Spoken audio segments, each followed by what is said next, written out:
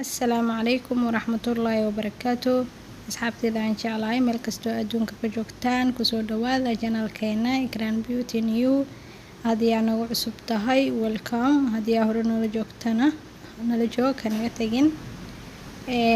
maasha Allah asxaabtayda qaaliga ah, maanta waxaa idin wadaa wax badan oo aad u fiican oo laba shay ayaa rabaa inaan kaga sheego oo timaha iyo wajiga ah. intaan hore u bilaabin waxaan aad ugu mahadcelinayaa walaalahay qaaliga ah oo komentiyada quruxda badan ii soo diro oo ii dhiirigeliyo maasha Allah. wax mar walba waxay dhahan kaniya joowin meeshaada ka sii wad youtube-kii hore dii laga xiray midkan sii socodsii kan ayaa ku hirgalayo maasha Allah. sayd ayaan nimada igu dhisteen aad iyo aad ayay mahadsantihiin. marka maasha Allah meeshan waxaan ugu hayaa marka maanta faceka wax noo nuurinayo maadaama faceka kareen haday amarsato oo yacni oo ku qurxinayo laakiin hadana waxa u baahan tahay wax ku dhalaalinayo wajiga oo maasha Allah oo serum camal ah. marka meesha waxaan ku shubanay garislinka biyihiisa oo ujeedin iyo vitamin E. vitamin E ga 100% mid ah midna facial ayaa ku qoran marka labadooda midka hesho waa iska caadi waa ku isticmaali kartaa. wajigaada wuxuu ka dhigayaa markaa marsato dhalaal. dadka markay sacadeeyaan waa dareemaysaa wajigooda wuxuu ka naqanayaa qaleel camal oo yacni daawada sacadeyska markay ka badato kaligiis wuu qarqarxayaa mise gudguduud ayuu ka yeelanayaa mise asiga dhan waji saabuun lagu dhaqaa camal uu egyo maanta dhan wuu taagan yahay. marka sidee waji liisho smooth uga dhigi kartaa oo jileec u dhalaali kartaa. intaan ayaa isticmaalaysaa wajigaada ayaa marsanaysaa maasha Allah wuu ku dhalaalayaa qurux ayuu ku noqonayaa. korkoo dhan waa u isticmaali kartaa maasha Allah. karka dhanna markaa u isticmaalaysid kareen ayaa marka hore marsanaysaa kareenka ku marsan ayaa haddana garislinka kor marsanaysaa. hal isbuuc oo kaliya haddii aad tijaabiso natiijadiisa insha Allah commentiga asxaabtaada la soo wadaag waa best result maasha Allah. waana kan ugu fiican oo la sameeyo. haddii aad rabto rose water ayaa ku darsan kartaa. marka rose waterka waxaa sameynaysaa glycerin iyo rose water ayaa isku daraysaa kadib wajiga ayaa marsanaysaa isagana sidoo kaleeto maasha Allah. adigana wajigaada markaas waxaa ka qaadaysaa qurux iyo maasha Allah because rose waterka wajiga aad ayuu ugu fiican yahay. qofka wajigiisa wuxuu ka ilaalinayaa da'da maasha Allah ayuu ka dhigayaa. rose waterka faa'iido badan ayuu leeyahay. haddii aadan ogeyn hadda hore ka soo gado because waa wax kaliya oo ugu fiican oo wajiga loo isticmaali karaa si garislinka iyo vitamin E ga. marka saddexdooda hadda isku darsatana waa best. haddii aad labo iskugu darsatana maasha Allah waaye. dacartana sidoo kale aad ay u fiican tahay marka dadka qaar dacarta dhibtaa marka dadka dacarta dhibto way iska dhaafi karaan intaan ay ku bedelan karaan. waxaa kaleeto timaha inay ku dhalaalaan haddii aad doonayso garislinka iyo vitamin E capsule-ka waa muhiim. siiba garislinka qaybta ugu dambeyso ayaa marinaysaa timahaada isla markii shining dhalaal qurux ay noqonayaan. aflaaqadana way ka yaraanaysaa timaha aflaaqada way ka yaraanaysaa haddii aad isticmaasho.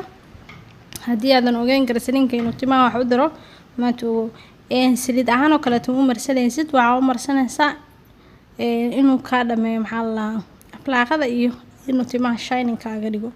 timuhu soo bixinayo tinna ku dheereynayo laakiin wuxuu ka saacidayaa inuu timaha oo qaleelka inuu ka ilaaliyo oo shining timahaada ka noqdaan oo timo qurux badan ku noqdaan.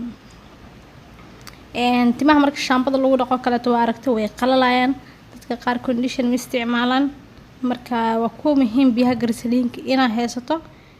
haddii aad haysanin oo muqdisho joogto oo meel ka xiriirto u baahan tahayna way soo weydii kartaa oo ku tilmaamaya insha Allah. meesha ka helaysiin waa idin sheegaya marka maasha Allah. rose water-kana suuqa supermarket-ka meel kasta ayaa ka helaysaa say la tahay. muqdisho waxa ooli ma lahan marka insha Allah waa ka helaysiin. timaha iyo wajiga best ayuu u yahay maasha Allah. sayd ayuu wax fiican kugu tarayaa. vitamin E ga sidoo kaleeto timaha sayd ayuu kugu bixinayaa. saliida marsanaysaa ayaa ku dhex darsanaysaa timahaada qurux shining ay ku noqonayaan wayna ku dheeraanayaan. garislinkana timaha dhaldhalaal ayuu ka dhigaa. Marka intaas ayaa u baahan tahay wejigaadana quruxdiisa maasha Allah adiga ayaa la cajabi doono insha Allah.